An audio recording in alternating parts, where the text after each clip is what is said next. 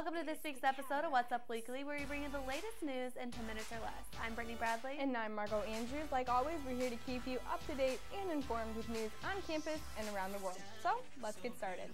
Now, Brittany and I are both avid fans of Diet Coke, so I found this update on these artificial sweeteners kind of relevant.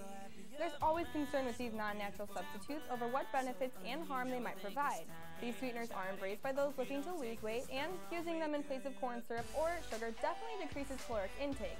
However, this study shows a relationship between usage and weight gain, stating that the body expects to see a surge in glucose, and when it's not met by the substitute, the body continues to crave it until it is met.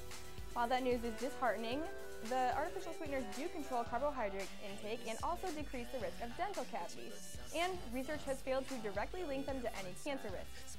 So, scientists state to find better diet practices and monitor food intake when using these sweeteners.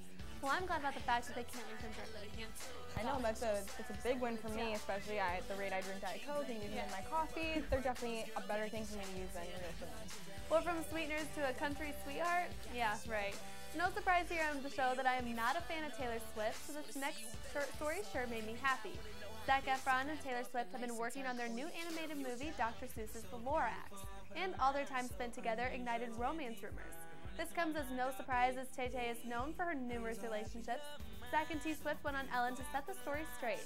The pair is in fact not dating, thank the Lord, but they did make music together, sort of. Zac wanted to show the host that he learned to play the guitar, so he and Taylor sang a duet all about Ellen's weirdness. Check it out. She always asks me who I'm dating every time I'm on the show, and I don't even know why. But it gets 5 million hits on YouTube, 'cause every single time I come on this show, it's really weird, all because of Ellen. Every single time I come on this show, it's really weird, always end up dancing. That's actually pretty cute. It almost made me like Taylor. You have such a cold heart, and you can't like someone after that. She's successful and she's really nice, so I've heard. I just prefer better music, I guess. But that brings me to my next story. This week, Rihanna and former boyfriend Chris Brown took to Twitter to promote not one, but 2 new singles the duo recorded together. The decision to do duets shocked fans and critics everywhere, since in 2009, Chris pled guilty to brutally assaulting Rihanna the night before the Grammy Awards. The pair's edition of Rihanna's single Birthday Cake is rather interesting for 2 exes to be singing to one another, with lyrics saying, "I have been missing your body, and if you still want to kiss it, come and get it." Check it out for yourself. Ooh, it's not even her birthday, but I wanna lick the icing out. Give it to her in the worst way. Can't wait to blow candles out. I want that cake, cake, cake, cake, cake, cake, cake, cake, cake, cake. Ooh, baby, I like it. Those lyrics are a little raunchy there, Brittany. Good for you for putting those on the show. I don't know about that, it's a little awkward, but It's a relationship family show. expert Rachel Sussman told Celebuzz this type of reunion was not healthy and that both parties should get psychological counseling immediately. The song only fuels speculation that the two are rekindling their romance after rumors swirled that Brown attended Rihanna's private birthday bash at her house last week. Let us know your thoughts about Chris and Rihanna's reunion by tweeting us at What's Up Weekly IU. Maybe they're just friends and they still have that chemistry going on between them, so if they can make a profit off of it, why not? They're both good singers, let's be honest. They're both talented. Yeah. Well, I'm glad you brought them up. Many people were caught off guard at country singer Miranda Lambert's Twitter comments over Chris Brown's performance at the Grammys, and they seem to have sparked a Twitter war between the two. One of Miranda's tweets goes as follows: Chris Brown twice? I don't get it. He beat on a girl. Not cool. That we act like it didn't happen. He needs to listen to Gunpowder and Lead and be put back in his place, not at the Grammys. Lambert then followed through with her opinion on the singer at a concert of hers, in which she held a fan-made sign that said, "Take note, Chris Brown," and continued to discuss why abuse is absolutely never okay. A few days later, Chris Brown responded via Twitter saying, "Using my name to get publicity? I love it. Perform your heart out. Go buy Miranda Lambert's album. So motivational and perfect."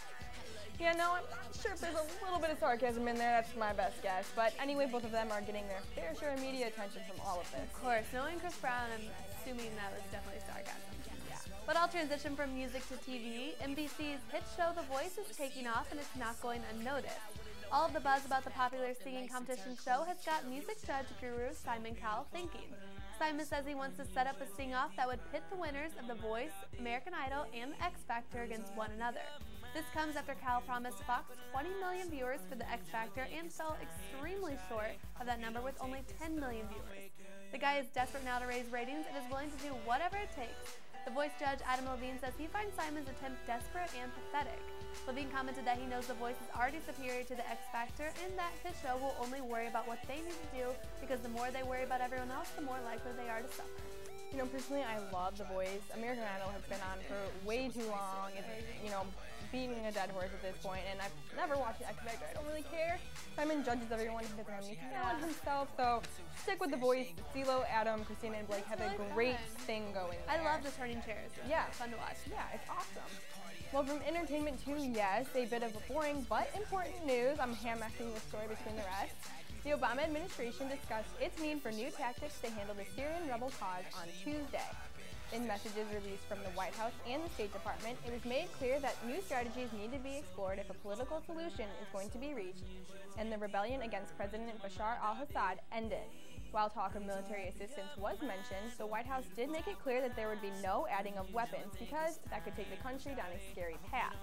The White House is also trying to keep as many countries involved in the situation to ensure international communication. Well, good for you, as always, for keeping up with all that jazz. But have you heard about the craziness going on with Netflix? Gosh, that's so much of a better story. I know. With all of their business changes over the last year, Netflix has been a frequent topic here on What's Up Weekly. That's what brings me to my next story. The popular online video service learned this week they will be facing off with a new competitor. Comcast Corporation, which is the #1 U.S. cable operator, announced their plan for an online video service offering a library of TV shows and movies. The new service is called Xfinity StreamPix and will be made available only to Comcast cable TV subscribers. StreamPix will be free with Comcast's top video packages and for an extra $4.99 a month in lower tiers. The company released a statement saying they have seen other companies launch very successful products in this space, and they recognize this is something the marketplace wants. Comcast's announcement comes just weeks after Verizon said they would release a video streaming service in partnership with Redbox, and Google and Amazon are also working on plans to launch their own online video services. You know, I don't think that I will ever complain about a video being available online. That's really where I go to get most of it. So convenient. Yeah. Well, anyway, we've gotten to the point in the show where, of course, we must speak about the Kardashians. However, this is some not-so-good news for the clan.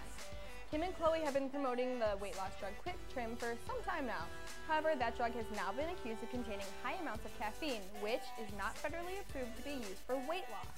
Law firms are now investigating a specific case against the drug company, and in addition to that speculation, both the claims and endorsements made by the Kardashian sisters themselves. Yikes, I mean, we've never had bad news about the Kardashians. I finally dug some up. But I don't even know if they really use the drug. I think they're just photographed with it and they make money off of it, so. They always talk about going to the gym and everything. Yeah, you see pictures of them coming out of the gym. I don't know. Well, to a very non-relatable subject, you'd think that by now humans have discovered and classified just about every living thing on Earth, right? Not so fast. A new group of animals called cephalians is starting to be researched, and the latest news on the soil-burrowing amphibians is the fact that they are one of 6 potential new species. These guys aren't worms or snakes, they actually represent an entirely new family of amphibians. Check out this photo that was found in northeastern India of the critters shown guarding a brood of their eggs. I know they're not very cute, but science is happening every day, people. Every day. Well, thank you for discussing about 99% of the people. They may watch the show all the way through by just showing that photo. Thank you. I do what I can. And just to wrap up things, here's a campus update. Tonight, our Indiana men's basketball team will be taking on North Carolina Central. The Hoosiers are coming off a 78-66 loss at Iowa. The team needs to regain confidence for a win against the Eagles. This is the final non-conference game against North Central. Tip-off is at 7, and as always, we need students on their feet cheering on the Hoosiers for a win. You know, it's really true, and after the Iowa game, we did fall in our 3-point and field goal percentage, so we kind of need a good game to get those numbers back up. But the good news is I saw a tweet from Coach Green saying that Assembly has in fact sold out for this game, so they'll definitely have a large crowd there supporting them. So we like to hear. Well, that wraps up this week's episode of What's Up Weekly. And be sure to follow us on Twitter at What's Up Weekly IU. Have a great week.